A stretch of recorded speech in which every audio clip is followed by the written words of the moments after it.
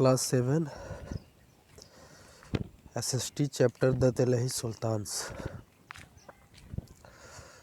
आज बात होगी मैनेजमेंट की, आर्किटेक्चर की, एडमिनिस्ट्रेशन की, मिलिट्री की। दिल्ही सुल्तान्स के मैनेजमेंट कैसे थे। सबसे पहले रिलीजन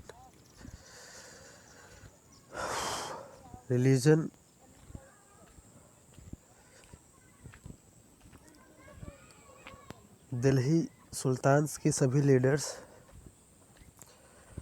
इस्लाम रिलीजन्स थे। इस्लाम रिलीजन्स क्या होता है? इस्लाम रिलीजन में एक मॉस्क होता है जिससे जनरली मस्जिद बोला जाता है, जहाँ पे बहुत सारे पीपुल्स जाके नमाज पढ़ते हैं और उनके लीडर्स को इमाम बोलते हैं।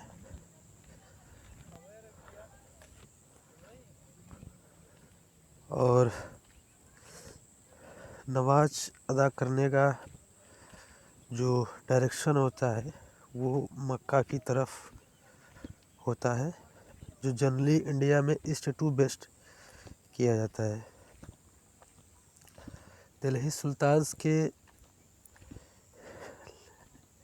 जितने भी लीडर्स हुए, लोगों ने इस्लामिक रिलीजन्स को बढ़ावा देने के लिए बहुत सारे मॉस्क बनवाए।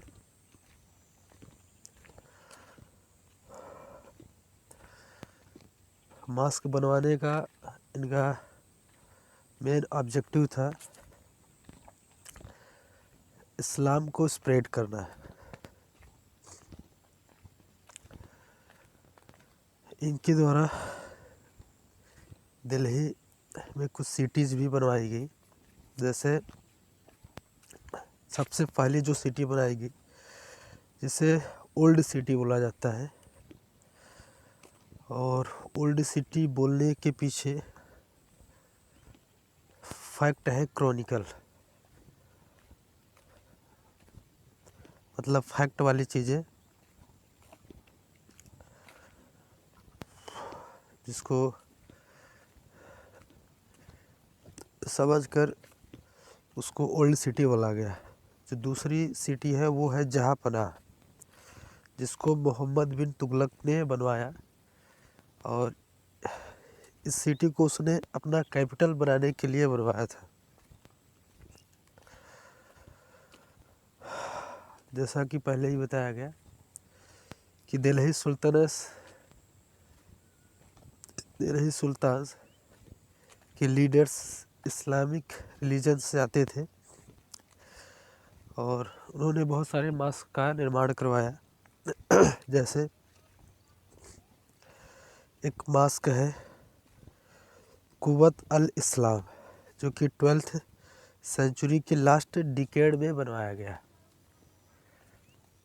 डिकेड का मतलब होता है 10 ईयर्स, 10 साल।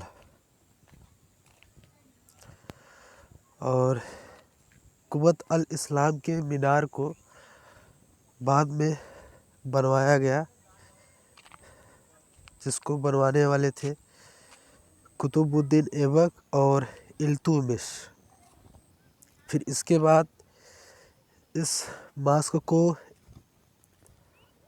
इनलार्ज किया गया, बढ़ाया गया इल्तुतमिश और अलाउद्दीन खिलजी के द्वारा।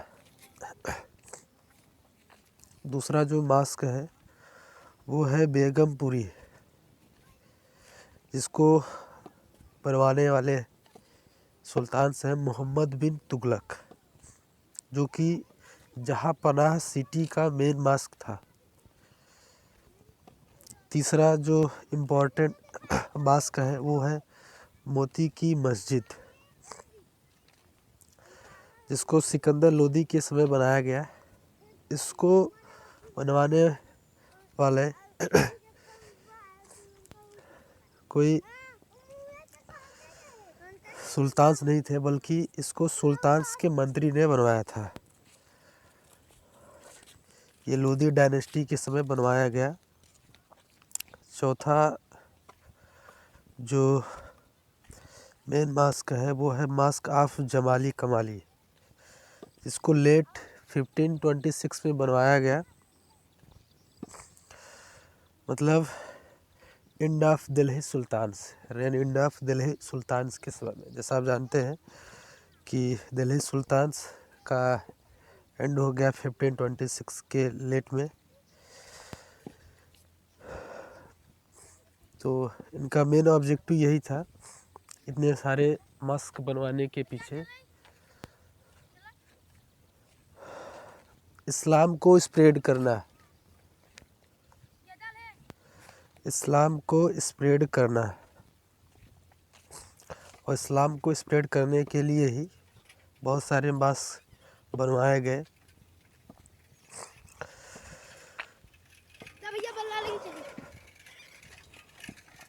मास्क का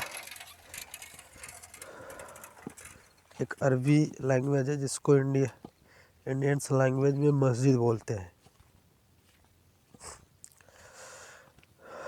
उस समय का एडमिनिस्ट्रेशन के मुख्य 2 फैक्ट थे। पहला था गवर्नर और दूसरे थे एडमिनिस्ट्रेटर्स।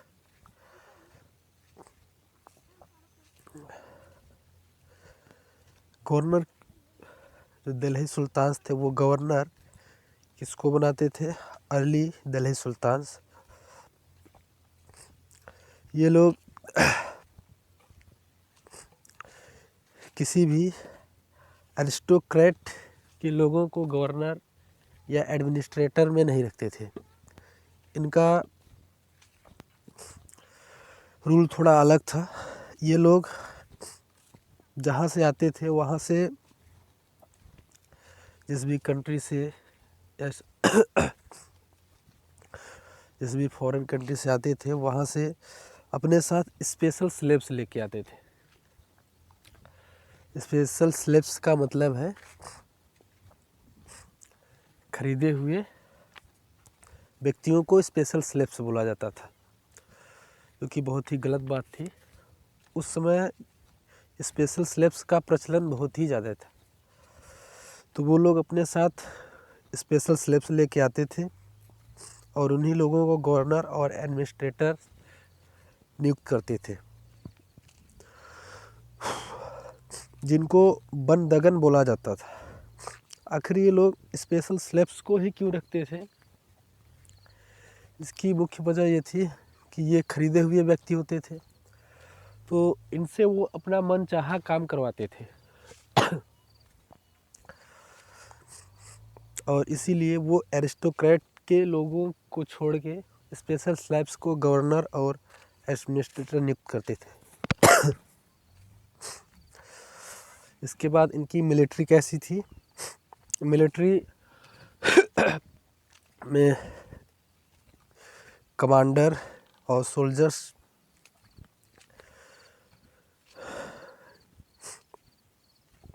कमांडर्स उन लोगों को बनाते थे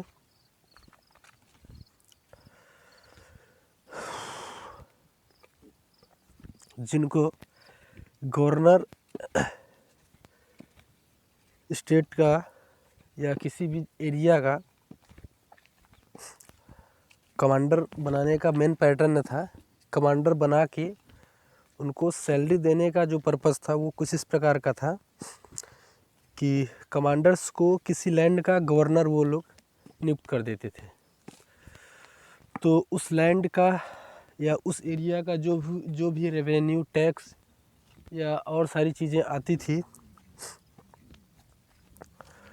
वही उनकी सैलरी होती थी, वो उनको रख सकते थे और इसी रेवेन्यू और टैक्स से वो सोल्जर्स को भी सैलरी दिया करते थे। तो आज जो भी बताया गया आपको रिलीजन के बारे में, एडमिनिस्ट्रेशन के बारे में, मिलिट्री के बारे में और मुख्य तौर पे मास्क के बारे में, उन सभी को रिवाइज करो। टॉपिक तैयार करो।